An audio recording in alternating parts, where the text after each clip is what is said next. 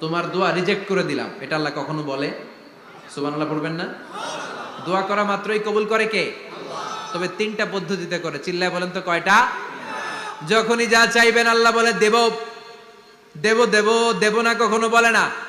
তিন পদ্ধতিতে কবুল হয়। পদ্ধতি নাম্বার 1, কোন বিষয় আল্লাহর কাছে চাইলেন, দোয়া করলেন, আল্লাহ বলে দেব দেব বলেই তিনি দিয়ে দেয়, ফলে আপনি পেয়ে যান, আপনি খুশি। সুবহানাল্লাহ পড়েন।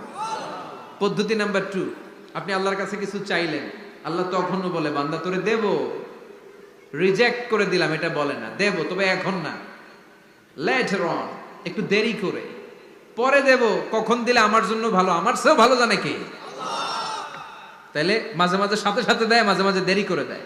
পদ্ধতি নাম্বার 3, আল্লাহর কাছে দোয়া করলেন, আল্লাহর কাছে কায় মনোবাক্যে চাইলেন, তখনও আল্লাহ বলে বান্দা আমি দেব, তুই নিরাশ হইস না।